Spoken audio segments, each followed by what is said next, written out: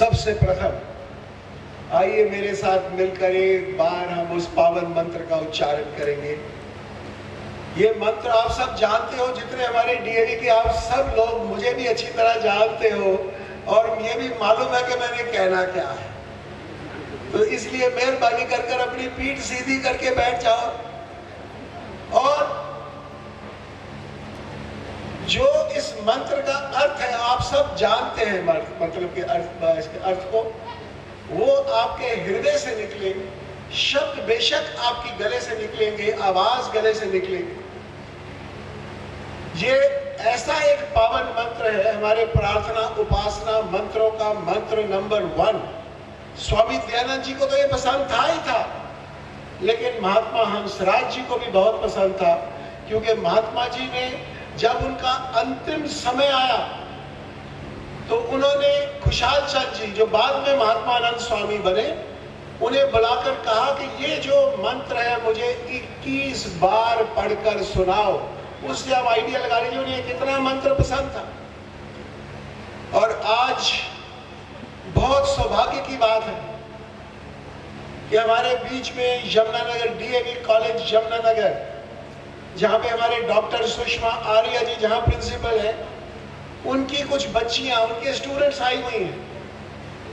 मैं चाहूंगा मंत्र तो ये गाएंगी, आप सब भी अपनी आवाज को बेशक विराम ना दीजिए, पूरी तरह गूंज लेने दीजिए, गूंजने दीजिए इस मंत्र को इन सुहानी वादियों के अंदर। पूरी तरह से आगे बढ़िए और इसके साथ साथ इनके गाइएगा।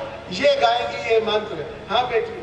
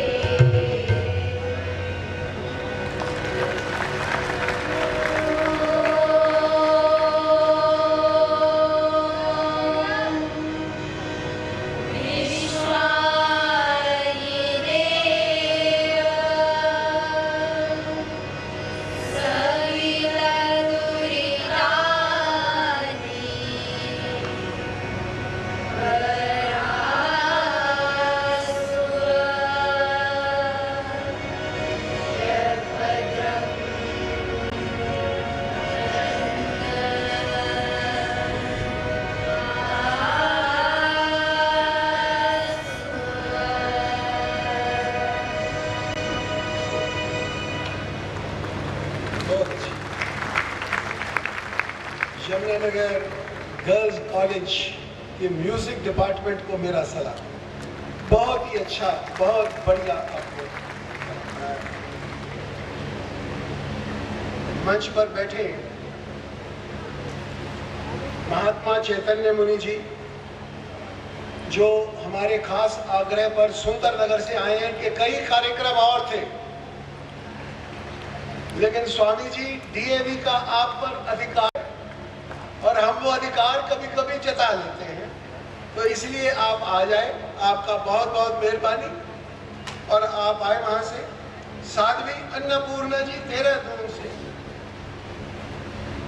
साध्वी डॉक्टर उत्तमा उज्ज्वला जी अजमेर से, स्वामी सर्वदानंद जी हिसार से, माता सत्यप्रिया यति जी सुंदरनगर से, और जो आर्य विद्वान भी हमारे मंच पर बैठे हैं वो हैं डॉक्टर प्रियमंता जी नजीबाबाद से, पंडित राम स्वरूप जी अजमेर से, डॉक्टर सुंदरलाल कठुरिया जी दिल्ली से, और हमारे अपने दोस्त डॉक्टर राजेंद्र विद्यालंकार जी कुरुक्षेत्र से।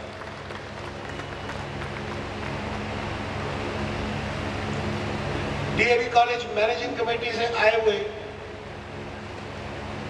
मेरे सारे कुलीग्स, और अब की बारी तो हिमाचल का मैं कहता हूं कोई खास ही अट्रैक्शन है कि शायद इतने ऑफिस बेरर्स कहीं नहीं पहुंचे। मुझे मिसेस काकड़िया बता रहे थे कि 17 ऑफिस बेरर्स टोटल यहाँ पे हिमाचल में आए हैं। Thank you very much colleagues, thank you very much. और दूर दूर से प्रिंसिपल्स आए हुए हैं।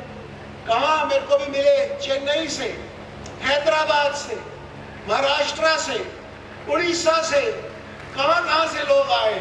आप सबका यहाँ welcome welcome welcome to Solan. और हमारे जो दो गेस्ट जिन्हें हमने आज खास तौर पर निमंत्रित किया, वो हमारे अपने प्रोफेसर जसपाल सिंह जी संधू, जो सेक्रेटरी हैं यूजीसी के, और डॉक्टर परमजीत जसवाल जी, जो कि वाइस चांसलर हैं Rajiv Gandhi National law University Patiala के। अगर मैंने डायरेक्टर्स का नाम ना लिया तो बाद में मुझे तंग करेंगे, तो सारे ही डायरेक्टर्स इन्होंने बहुत मेहनत करी है। और हक तो ये है कि यहाँ की टीम, इतनी बढ़िया टीम यहाँ पे बनी जो हिमाचल वालों ने बनाई। यहाँ के चारों रीजनल डायरेक्टर्स, इनके प्रिंसिपल्स। आज सुबह अगर मुझे कुछ नजर आया तो ये आया कि जो हमारी होस्ट प्रिंसिपल है सोलन की, मिसेस अनुपमा के मुंह के ऊपर कुछ थकावट नजर आ रही थी। ये अब रीजनल डायरेक्टर्स का काम है कि जरा थकावट दूर कर देना जल्दी। आप सब धन्य हैं, आप लोगों ने बहुत बहुत मेहनत की है। और आर्य समाजी भाई मेरे कहां से आए हुए हैं, मेरे को भी मिले राजगढ़ से। राजगढ़ तो कभी मेरे मन से निकलता ही नहीं, और राजगढ़ से भी वो आए हुए हैं, कितनी दूर से भी लोग आए हैं। आप सबका मैं इस सोलन की हसीन वादियों में स्वागत करता हूं और धन्यवाद करता हूं कि आप समय निकालकर यहां पर आए।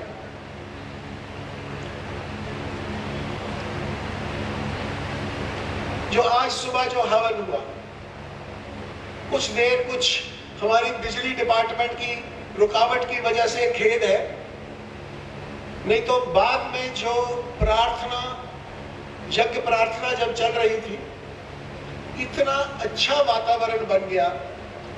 मैं तो उसमें खुद बड़ा भावुक हो गया था और मुझे ये महसूस हो रहा था, ये जो पावन मंत्र है ओम के, ये जो बार बार हम ओम का उच्चारण करते हैं, ऊंची ध्वनि में जब सब ने ओम का नारा लगाया तो मुझे वाकई ऐसे लगा कि सिर्फ सोलन की पहाड़ियों में ही नहीं, बल्कि इस पूरे अंतरिक्ष में, पूरी स्पेस के अंदर से ओम की आवाज गूंजती चली आ रही है। आप हिमाचल वालों, सोलन वालों तो धन्य हो ही गए, लेकिन सारा हिमाचल धन्य हो गया आज के इस हवन से और इस प्रोग्राम से। मैं सारे हिमाचल का, सभी प्रिंसिपल्स का, सभी टीचर्स का, जो जितने भी दूर दूर से आए हैं, इन्होंने मेहनत करी है, रात रात भर लगे हैं, आप सबका तहे दिल से मैं शुक्रिया अदा करता हूं।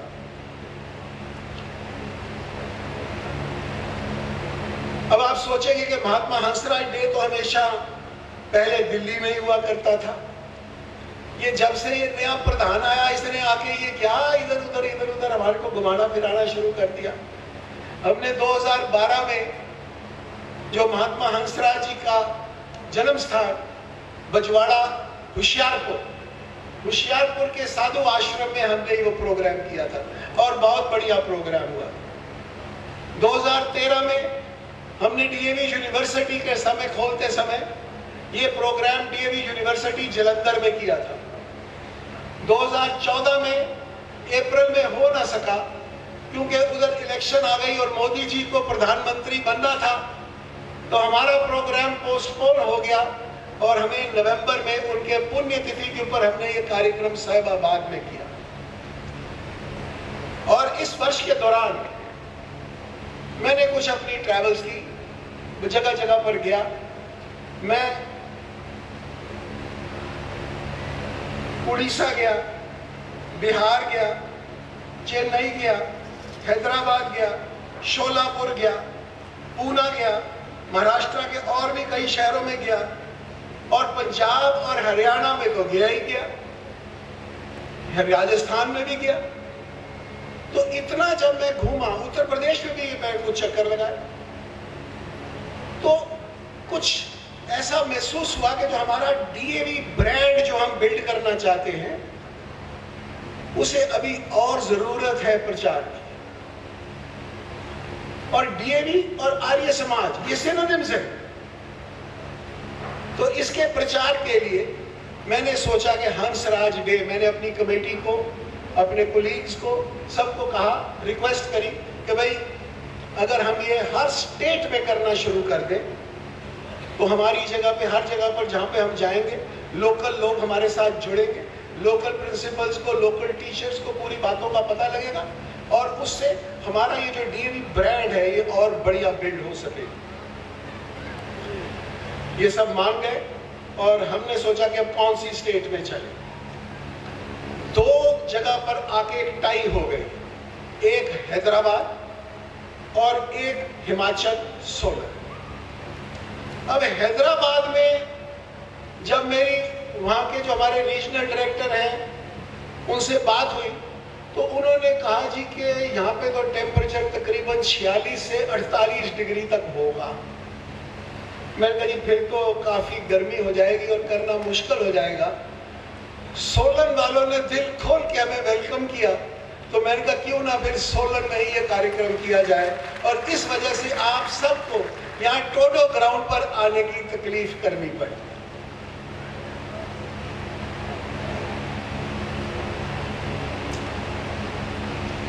और सोलन को चुनने का एक और भी कारण था। आप सब जानते होंगे कि जब महात्मा जी कुंभ का मेला था 1938 का कुंभ का मेला लगा हुआ था हरिद्वार में। महात्मा हंसराज जी हरिद्वार में वहां पे वैदिक मौन आश्रम में रह रहे थे, जिससे उनके पेट खराब हो गया और काफी उनको तकलीफ बढ़ गई थी। तो कुंभ के मेले के बाद वो ठीक नहीं हो रहे थे। बहुत डॉक्टरों ने देखा, लाहौर में भी, हर जगह पर, लेकिन कोई आराम नहीं आ रहा था। तो यहाँ सोलन के लाला यशवंत राय जी थे, उन्होंने उन्हें इनवाइट किया और कहा कि आप सोलन के वादियों में आ जाओ, यहाँ पर आके कुछ देर रहो और यहाँ पर रहने से आपकी सेहत बेहतर होगी।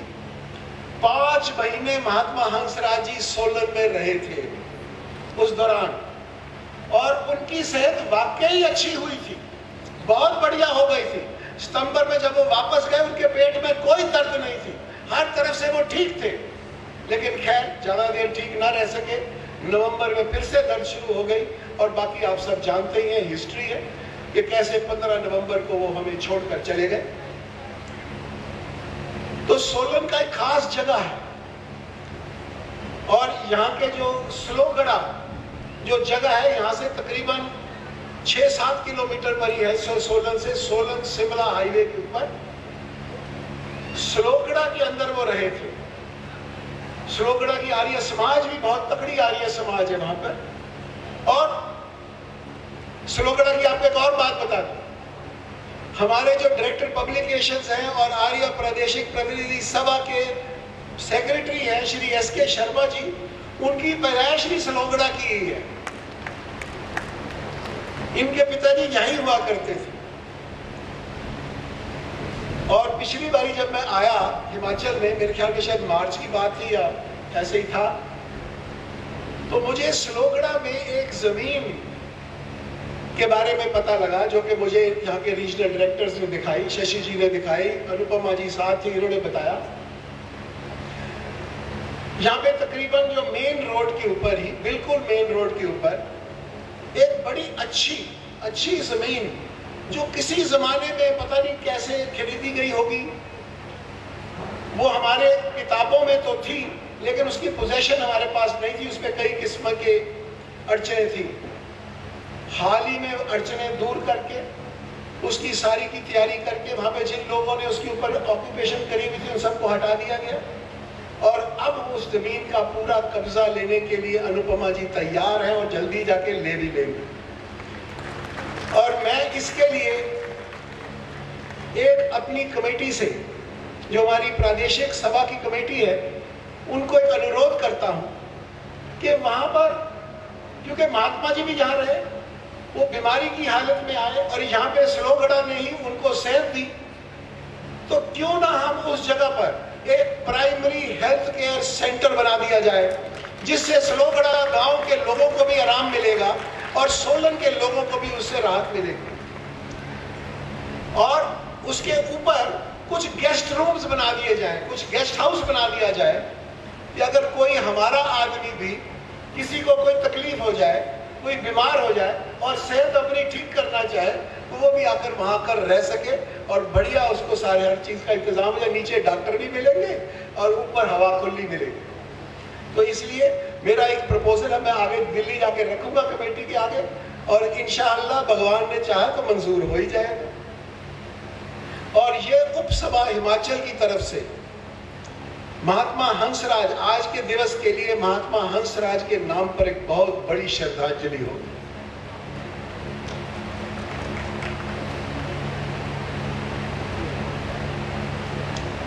जैसे मैंने आपको पहले बताया, आज हमारे बीच दो बहुत बड़े educationist, secretary UGC Shri Jaspal Singh ji Sandhu, professor Sandhu, और हमारे अपने vice chancellor national law university के श्री जसवाल जी, इन दोनों की अगर मेरे पास ये बायोडेटा हैं, अगर मैं इनकी डिग्रियां और इनकी चीजें पढ़ने लगूं तो शायद समय बहुत हो जाएगा, इसलिए मैं डिग्रियां और उनसे पढ़ने से माफी चाहूंगा और शायद मुझे इतना पढ़ना भी ना आएगा जितना इसमें लिखा हुआ है। तो मैं इसलिए सिर्फ इतना ही काफी है, इतनी उपलब्धियां इन लोगों ने की हैं। शिक्षा के क्षेत्र में ये सबसे ऊंची अचीवमेंट्स जो हो सकती हैं इन्होंने प्राप्त की है। संधू साहब का एक और भी बहुत बड़ा, जिस वजह से हमने इनको आज इन्वाइट भी किया, one of the reasons and that is कि संधू साहब हमारे डीएवी के अलुमनस भी, तो इनके ऊपर तो हमारा हक वैसे ही था। और मुझे बड़ी खुशी हुई कि दोनों ने एक बारी भी कोई नखरा नहीं किया, कोई कुछ नहीं कहा कि ये है वो है, जी जैसे भी है हम पहुंचेंगे। आप सबका तहे दिल से यहाँ पे स्वागत। और एक बहुत बड़ी बात जिससे मैं इंप्रेस हुआ था, जिस वजह से मैंने इनको बुलाने की करी, इतनी उपलब्धियां पाने पर आमतौर पर क्या होता है कि आदमी में एक अकड़ सी आ जाती है, एक गरूर आ जाता है। इन दोनों में वो गरूर कहीं छू भी नहीं है। इतनी नम्रता, इतनी ह्यूमिलिटी, इतनी सादगी, और महात्मा हंसराज इसी के लिए तो खड़े थे, यही तो उनका मेन उद्देश्य था। तो इसलिए मैंने सोचा कि महात्मा हंसराज डे पर इन दोनों को डीएवी और आर्य प्रादेशिक प्रतिनिधि सभा का जो उच्चतम सम्मान है, आज हम इन्हें बाद में देंगे।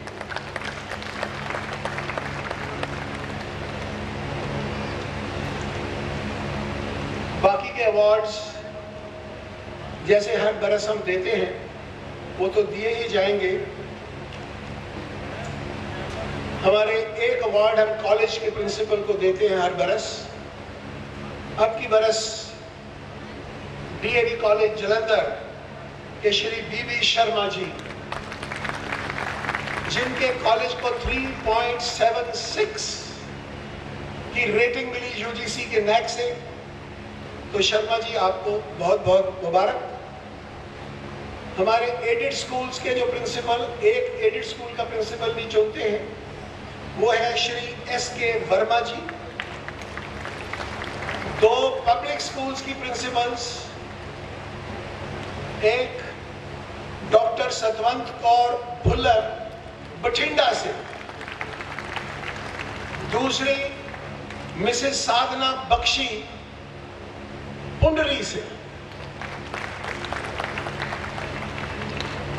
और अब की बार मेरी खास रिक्वेस्ट के ऊपर जो कमेटी ने मान लिया और एक स्पेशल अवार्ड इंस्टीट्यूट किया गया। ये जितने अवार्ड्स अभी आपने सुने ये एकेडमिक्स के ऊपर बेस्ड है। इसमें एकेडमिक ऑडिट होते हैं, एकेडमिक ऑडिट को देखकर, दूसरी चीजों को देखकर ये अवार्ड दिए जाते हैं।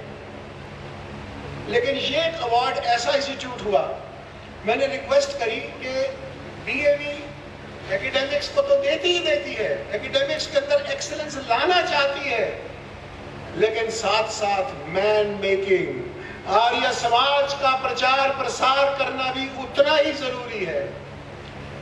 और उस वजह से हमने एक अवार्ड ऐसा इंस्टीट्यूट किया, जो कि हमारी कोशिश होगी हर बरस अगर मुझे कोई ऐसा प्रिंसिपल दिखाई देगा जो आर्य समाज के प्रचार प्रसार में अपना दिल जान लगा देगा, उसे भी हम ये अवार्ड देंगे। इस बरस हम दे रहे हैं हमारे धर्मशाला के प्रिंसिपल श्री सिकंदर हयात खान साहब को।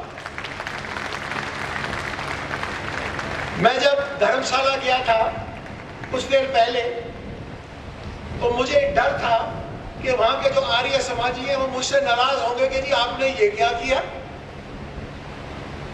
लेकिन वहां के आर्य समाजियों ने मुझे मुबारकबाद दी कि जी हमारी समाज के अंदर जो महीने के, जो हफ्ते के हफ्ते जो सत्संग होता है, जो हवन होता है, वो खान साहब ही कराते हैं।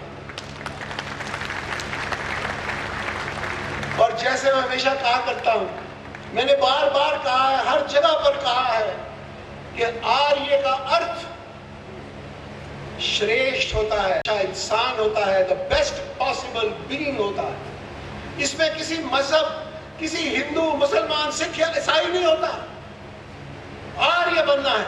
अगर आप मुसलमान हो, श्रेष्ठ मुसलमान बन जाओ, आप आर्य हो। अगर आप सिख हो, श्रेष्ठ सिख बन जाओ, आप आर्य हो। आप हिंदू हो तो श्रेष्ठ हिंदू बन जाओ, आप आर्य हो। आर्य का मतलब श्रेष्ठ है, और श्रेष्ठ आज खान साहब ने हमें साबित कर दिया। खान साहब आपको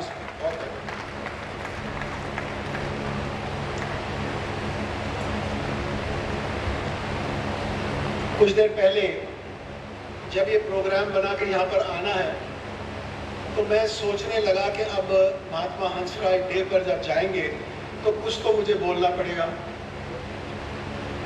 तो मैं सोचने लगा कि जो कुछ भी महात्मा जी की लाइफ के अंदर था, मेरी कोशिश रही है कि पिछले 3 वर्षों में मैं एक एक चीज का निचोड़ निकालकर हर एक तक पहुंचा सकूं। जितनी भी जगहों पे मैं गया, हर जगह पे मेरी कोशिश रही कि महात्मा जी के विचारों को, उनकी लाइफ को मैं प्रोपोगेट करूं और घर घर पहुंचाऊं। तो मुझे लगा लाइफ के अंदर तो एक फिक्स्ड पीरियड ही था, तो क्या बोलूं।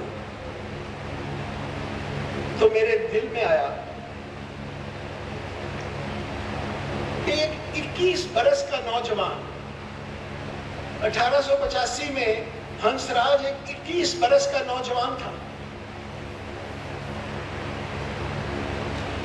85 में ही उन्होंने पंजाब यूनिवर्सिटी से ग्रेजुएशन की डिग्री हासिल करी और यूनिवर्सिटी में सेकंड पोजीशन के ऊपर आए। जैसे ही अभी बाहर निकले थे, एक रियासत में उन्हें नौकरी मिल गई। भाई ने कर्जा लिया हुआ था उसकी हंसराज की पढ़ाई के लिए। घर में दाने कोई नहीं थे, सारा खानदान इंतजार कर रहा था कि हंसराज की नौकरी लगे और हम कर्जा वापस करना शुरू कर दें। घर में भाई और भाभी तो थे ही थे, उनकी अपनी धर्मपत्नी भी थी, बच्चे थे, लेकिन हंसराज 21 बरस का, सोचिए 21 बरस का नौजवान। आप सब इतने टीचर्स बैठे हो, अपने ऊपर घटा के देखो। एक 21 बरस का नौजवान, घर में इतनी मुश्किल आते हो, इतनी जरूरत हो पैसे की, और वो एक ये आइडिया के साथ बाहर निकले कि मैं तो अपना पूरा जीवन बगैर एक पैसा लिए काम करूंगा और सेवा करूंगा डीएवी की। मुझे लगा क्यों, कौन सी ऐसी मोटिवेशन थी उसमें। 1885 में कभी डीएवी बना भी नहीं था। कौन सी ऐसी मोटिवेशन उसको आई, क्या चीज उसमें आई, उसने देखी कि भाई मैं अपनी पूरी जान लगा दूं, जीवन लगा दूं, त्याग और तपस्या के अंदर, आग के अंदर अपने आप को झोंक दूं। मैंने सोचा इस सब्जेक्ट के बारे में मैं कुछ बोलना चाहूँ, क्योंकि एक सोचने का विषय है। आप सब भी सोचिएगा, हो सकता है कि मैं गलत हूं जो मैंने निकाला। आप सब जानते हैं कि जब स्वामी दयानंद गुरु बिरजानंद जी के पास गए थे,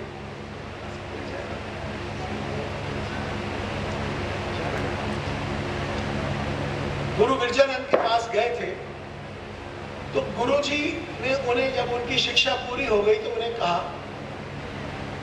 कि आप देश की जाके हालत देखो क्या है, मेरे को लौंग देने से छुटकारा नहीं होगा। देश की दशा जो बन गई है वो इतनी गंदी हो गई है, इसको जाके सुधारो। कि तुझे मैंने ये काबिल बनाया है, दयानंद को उन्होंने कहा कि तू जाके इस देश को सुधार सकता है, जा और जाके सुधार। दयानंद ने कश्मीर से लेकर कन्याकुमारी तक यात्राएं की और जाकर स्टडी करना शुरू किया कि ये क्यों है मेरे देश की दशा।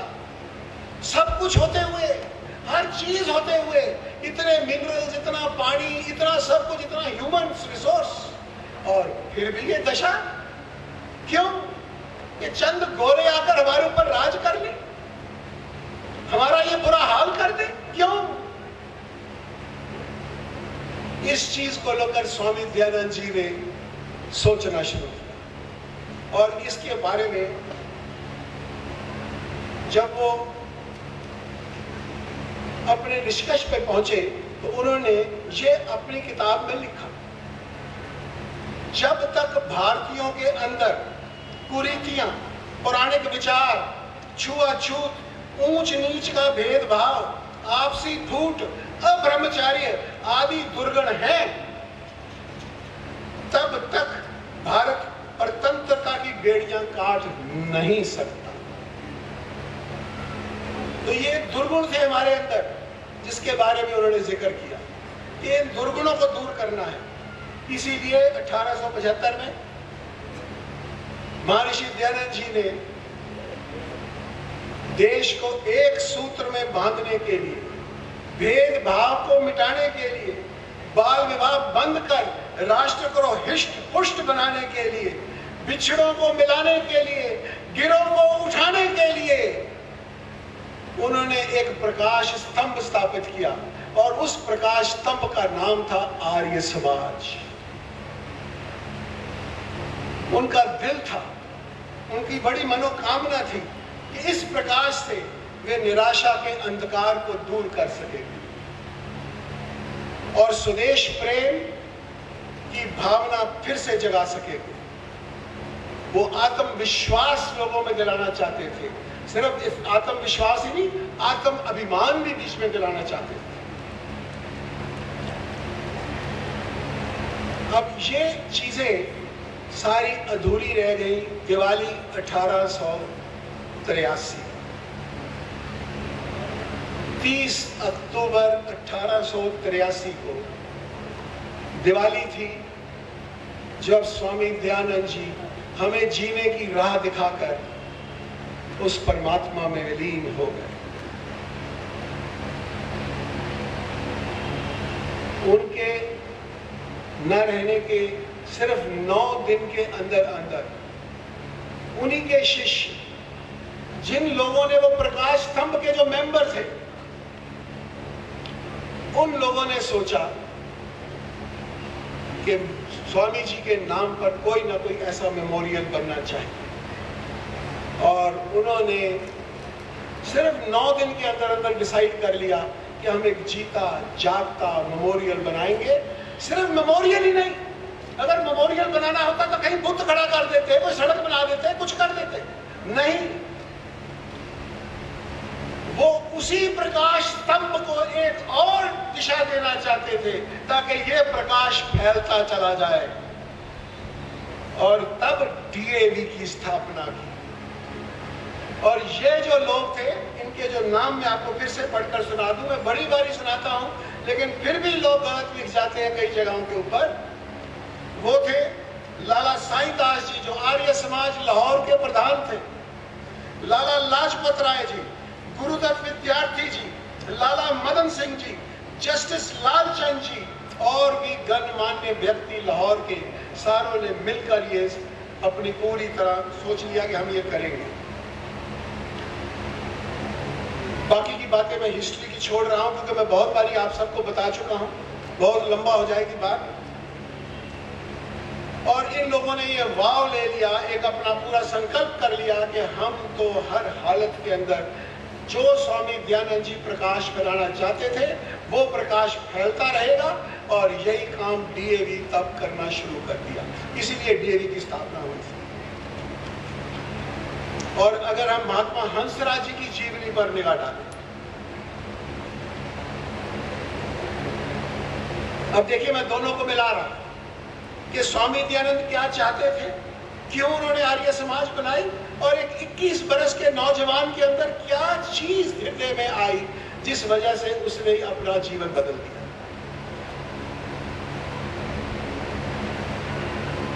महात्मा हंसराज की जो जीवन भर उन्होंने कठिन तपस्या की, अपनी प्रण पूर्ति के लिए जो उन्होंने प्रण ले लिया था उसके लिए एक रस होकर, एक रस में 58 बरस एक रस में रहे वो। देखिए जब खुशियां आती हैं आप सब खुश होते हो, गमी आती है तो उदास हो जाते हो। 58 बरस उस आदमी ने खुशी को और गमी को एक ही रस में देखा, तब आदमी महात्मा बनता है। ये थी महात्मा हंसराज की बहुत बड़ी खासियत कि एक रस के अंदर उन्होंने उस चीज को लिया। और एक रस होकर 58 बरस चलना बहुत कठिन काम, बहुत कठिन काम। जैसा एक पतंगा आग में छलांग मारकर जल जाना वीरता है, किसी गोली का पिस्तौल का सामना कर लेना और गोली खा लेना साहस है।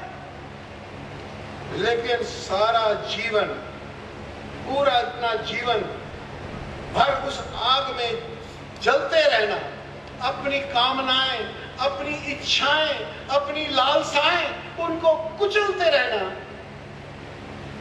ये बहुत बहुत बड़ा साहस था जो महात्मा हंसराज जी उस वक्त कर रहे थे।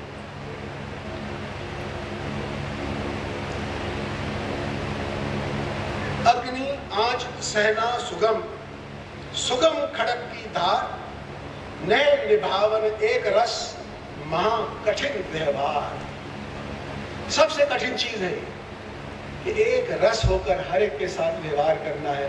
जैसे जैसे भी मौका आए वैसा ही व्यवहार करना है, तप करना है। तप किसे कहते हैं? अपने कर्तव्य को करते रहना बगैर सोचे कि ये ठीक है, सिर्फ ठीक काम को करना है, अपने कर्तव्यों को करना है।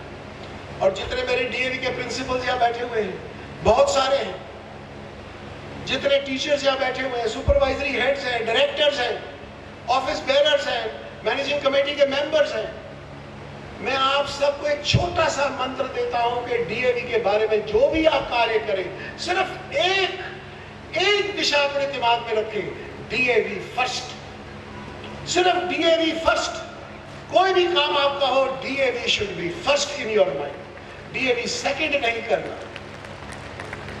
तब आपका ये जो महात्मा हंसराज के प्रति श्रद्धांजलि होगी। उनका सारा जीवन तप और त्याग का जीवन रहा।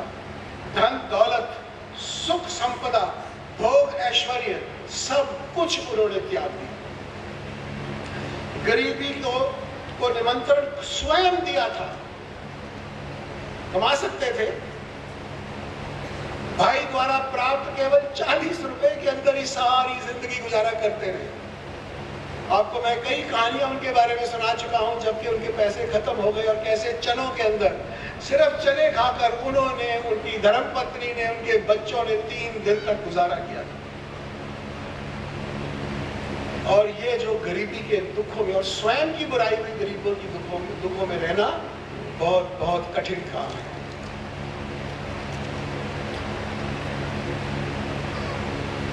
उन्होंने अपना सारा जीवन बदलना पड़ा उन्हें इस महात्मा महर्षि दयानंद जी की बात को पूरा करने के लिए। मैं कुछ शब्द पढ़ रहा हूं, मैंने कई किताबों में से चीजें निकाली हैं, मैं उसमें से पढ़कर आपको एक चीज सुना रहा हूं। त्याग की साक्षात मूर्ति, सरलता एवं सादगी का सजीव चरित्र, निरअभिमानता के आदर्श हंसराज का जीवन अनुकरणीय था। अब देखिए वो रहते कैसे थे। आजकल आप सब भी रहते हैं, प्रिंसिपल्स हैं, उनका रहना सहना देखिए ना, अपने आप को कहां तक ले गए थे।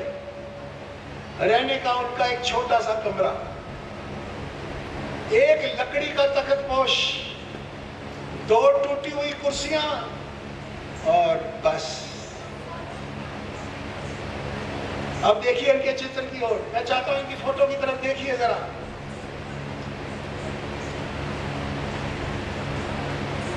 उनके कपड़े मोटे छोटे शुद्ध स्वदेशी, जूता होशियारपुर का डालते थे, सीधा सादा पजामा, बंद गले का कोट, उबड़ खाबड़ ही पगड़ी, ये उनका वेश था।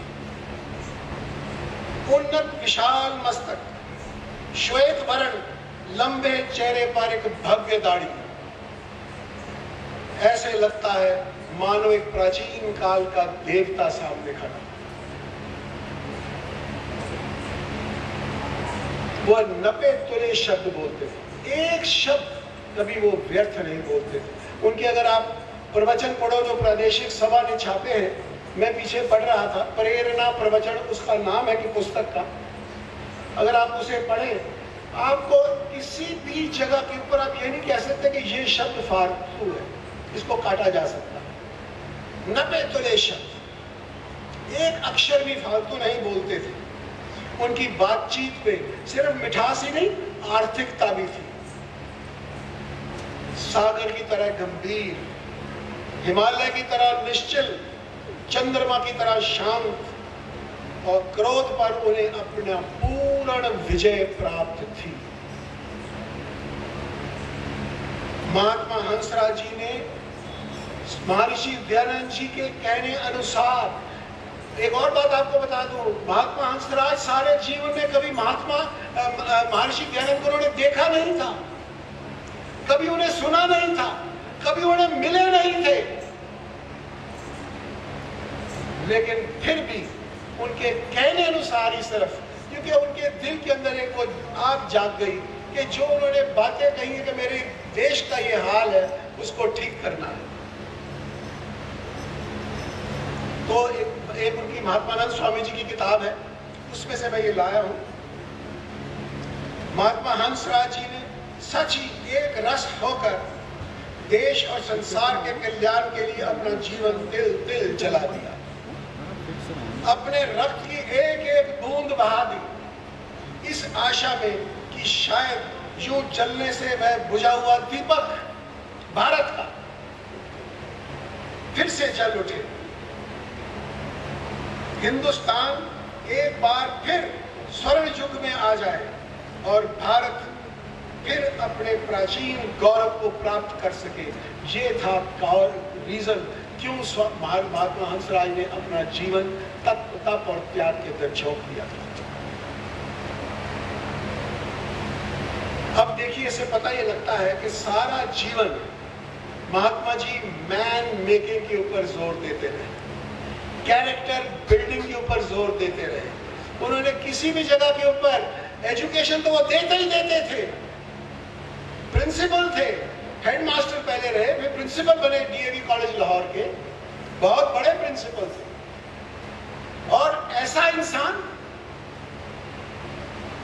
आज कभी मैं देखता हूं लोगों को, जब टाइम आता है, वो डीएवी कॉलेज मैनेजिंग कमेटी की 25वीं सिल्वर एनिवर्सरी मनाई जा रही थी। लाला लालचंद जी, जस्टिस लालचंद जी, जो कि पहले प्रधान थे डीएवी के, उन्हीं ने ही महात्मा हंसराज को हेडमास्टर नियुक्त किया था। वो तब प्रधान बन गए थे और उन्होंने स्टेज के ऊपर थे, बाकी के भी ऑफिस बेरर थे, बहुत बड़े बड़े आर्य समाजी थे, बख्शी टेक चंद जी थे, बहुत बड़े बड़े लोग थे। महात्मा हंसराज की तारीफों के पुल बांधे जा रहे थे। डीएवी को कहां से कहां ले गया महात्मा हंसराज। हंसराज जी ऑडियंस में बैठे चुपचाप बैठे हुए थे। जब वो प्रोग्राम खत्म हो गया, शाम को घर गए, एक कागज लिया और उस पर लिख दिया कि जो मैं कार्य करने के लिए मैंने डीएवी को ज्वाइन किया था, आज बड़ी खुशी हुई है कि डीएवी उस मुकाम पर पहुंच गया है और वो सक्षम हो गया है कि वो कार्य खुद ब खुद आगे बढ़ाता चला जाए। और अपनी रेजिग्नेशन लेकर उसी महात्मा लालचंद जी के पास, जस्टिस लालचंद जी के पास पहुंच गए कि जी मेरा अब काम पूरा हुआ, अब ये पकड़ो मेरी रेजिग्नेशन, और अब मैं डीएवी का नहीं सिर्फ आर्य समाज का काम करूंगा और वैदिक मौन आश्रम हरिद्वार में जाकर रहूंगा। तब इनकी आयु सिर्फ 48 बरस की थी। 25 साल उन्होंने डीएवी का काम किया, 25 से ही एनिवर्सरी के ऊपर छोड़ दिया और 48 बरस की आयु में वैदिक मौन आश्रम में शिफ्ट कर दिया। देखिए क्या बढ़िया उनका कैरेक्टर था। जब ऐसा इंसान कैरेक्टर बिल्डिंग के बारे में बोले, मैन मेकिंग के बारे में बोले, तो वाकई आदमी को मानना चाहिए कि सबसे ज्यादा जरूरी चीज यही है। और उन्होंने उस मैन मेकिंग के बारे में कई चीजें शुरू करी। एक बात आपको और बता दूं, हिस्ट्री के प्रोफेसर थे वो, लेकिन धर्म शिक्षा की क्लास खुद लेते थे और रोज लेते थे, ये नहीं कि कभी कभार। हिस्ट्री के प्रोफेसर होते हुए, और आज जब मैं बात करता हूं धर्म शिक्षा की, तो कुछ लोग उसे गलत समझ जाते, कुछ समझने लग जाते कि पता नहीं जी क्या होगा, कि वेद पाठ होगा, ये गीता पाठ होगा। अरे नहीं, धर्म का अर्थ है वो जिसने हमें धारण किया, हमें धारण किया है सत्य ने।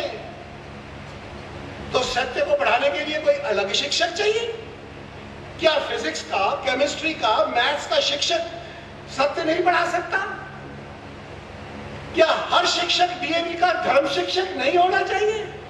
क्यों शिक्षक बैठे हो वहां पे? मेरी तो एक ड्रीम है, मैं आपको सच कह रहा हूं, मेरी ड्रीम है, मैं चाहूंगा मेरे होते होते पूरी कर दो, न जाने कब मेरा होठ से चलना बन जाए कि डीएवी का हर शिक्षक किसी को उठाकर देखो, वो सत्य की राह पर चल रहा हो और दूसरों को भी प्रेरणा दे रहा हो सत्य की राह पर चलने के लिए। हर शिक्षक एक धर्म शिक्षक बन जाए।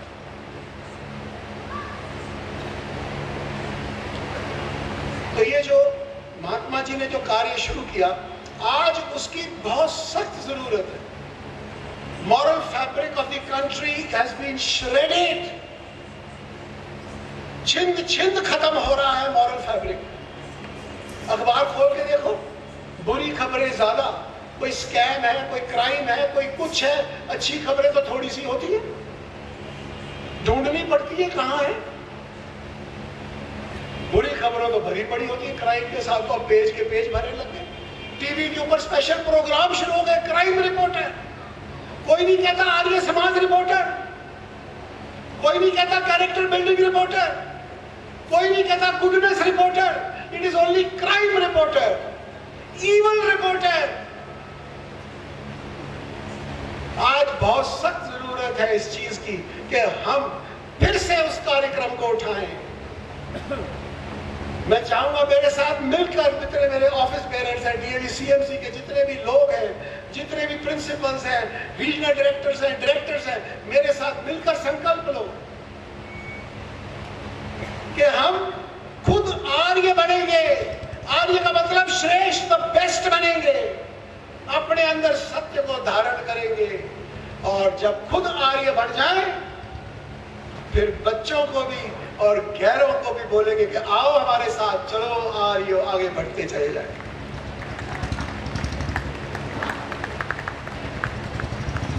मैं एक बात आपको और कह दूं कि ये ठीक है, मैं मानता हूं कि महात्मा हंसराज की तरह, गुरुदत्त विद्यार्थी की तरह हम सब डीएवी के लिए, आर्य समाज के लिए मर तो नहीं सकते, मैं मानता हूं, लेकिन कम से कम जी तो सकते हो डीएवी और आर्य समाज के लिए। जियो आर्य समाज और डीएवी के लिए, और फिर देखो कैसे ये सैफरॉन झंडे आज आपने सोलन में लहराए हैं, सारी दुनिया में लहरा देंगे। और अंत में, डियर प्रिंसिपल्स, डियर टीचर्स, जब मैं कैरेक्टर बिल्डिंग की बातें करता हूं तो मैं कुछ सवाल भी पूछना चाहता हूं। मैं आपको एक छोटी सी कहानी सुनाऊंगा, जरा बड़ी गौर से सुनना, बहुत गौर से। उसके बाद एक सवाल पूछूंगा, उसका जवाब देना पड़ेगा। बड़ी गौर से सुनना वो कहानी। एक बार राजा अकबर का दरबार लगा हुआ था। अब इमेजिन कीजिए, जैसे हमारे प्रबोध महाजन जी बैठे हैं राजा बनकर, ऐसे आगे पूरे दरबारी ऐसे साइडों पर बैठे हुए थे। और राजा अकबर के दरबार में जैसे ही राजा आके सिंहासन पर बैठा, कहने लगा, दो अब के लाओ, दो तब के लाओ, दो अब के और तब के लाओ, दो ना अब के ना तब के लाओ। अब बेचारे दरबारी सोचने लगे कि ये क्या हो गया राजे को। उन्होंने कहा, जी महाराज समझ नहीं आई। कहने लगे कि भाई ऐसी क्या बात है, मैंने कहा है दो अब के लाओ, दो तब के लाओ, दो अब के और तब के लाओ, दो ना अब के ना तब के लाओ। और सोचा कि आज शायद राजे ने कुछ खासी भांग पी ली लगती है। और कहा, जी ऐसे उल्टे सीधे सवालों के जवाब तो बीरबल ही दिया करता है, उसको बुला लो। बीरबल बुलाया गया। बीरबल आया, बीरबल ने आके पूछा, हाँ महाराज। कहने लगे, बीरबल मैंने कोई ऐसी बात नहीं कही, यही कहा है दो अब के लाओ, दो तब के लाओ, दो अब के और तब के लाओ, दो ना अब के ना तब के लाओ। बीरबल ने कहा, महाराज लाऊंगा, लेकिन लाऊंगा कल।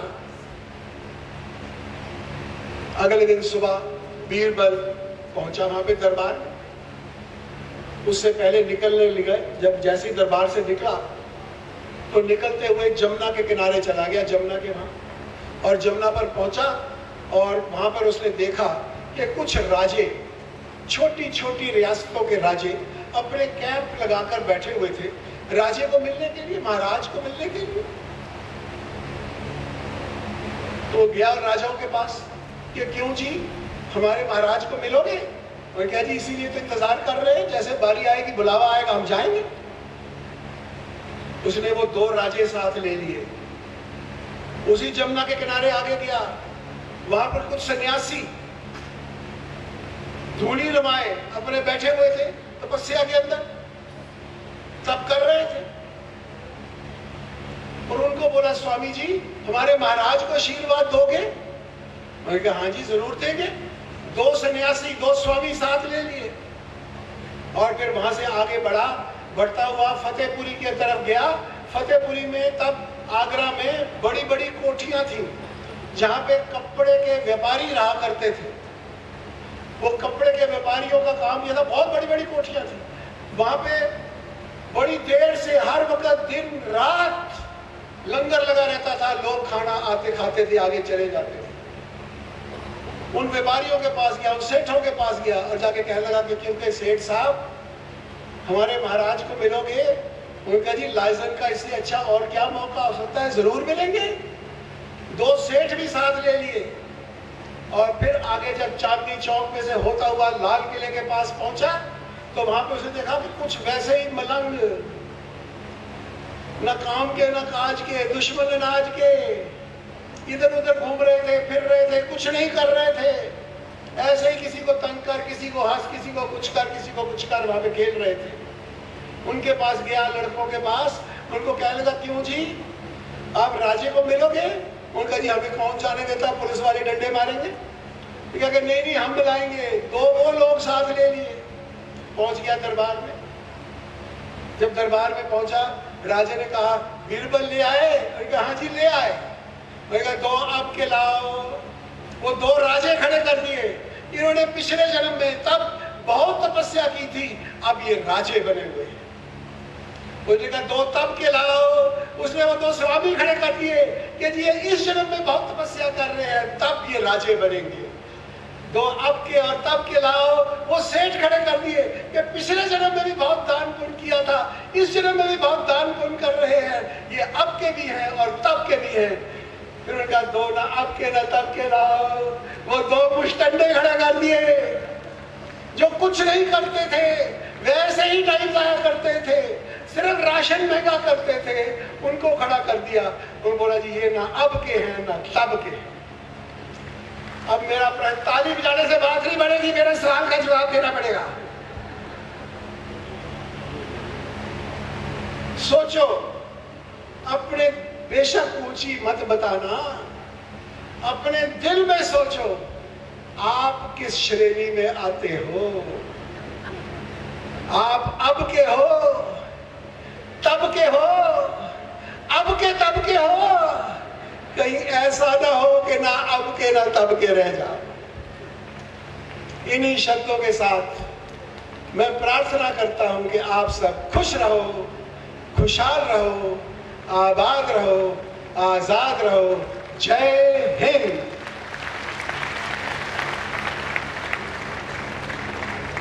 ओ, ये हमें बात का पता नहीं था, ये अभी अभी पता लगा कि जो प्रोफेसर परमजीत जसवाल जी हैं, वाइस चेयरमैन लॉ यूनिवर्सिटी के, इन्होंने मुझे लिखकर भेजा है कि मैं भी डीएवी कॉलेज सेक्टर 10 का अलुमनस हूं। डीएवी बहुत बड़ा खानदान है, जहां मर्जी चले जाओ डीएवी मिलता। Thank you. बहुत आभार। बहुत ही प्रेरणादायक और उत्साहवर्धक उद्बोधन के लिए एक बार जोरदार तालियों से प्रधान जी के प्रति आप आभार व्यक्त कर दीजिए। बहुत बहुत आभार, कोटि कोटि आभार। और अब आर्य जगत और आर्यन हेरिटेज के विमोचन की घड़ी। मैं डीएवी प्रकाशन विभाग के निदेशक श्री एस.के. शर्मा जी से निवेदन करता हूं कि वे इन पत्रिकाओं का विमोचन कराने के लिए मंच पर आ जाएंगे। परम आदरणीय प्रधान जी श्री पूनम सूरी जी से निवेदन है कि आर्य समाज और वैदिक संस्कृति के संदेशवाहक साप्ताहिक पत्र आर्य जगत और मासिक पत्रिका आर्यन हेरिटेज के विशेषांकों का विमोचन करने की कृपा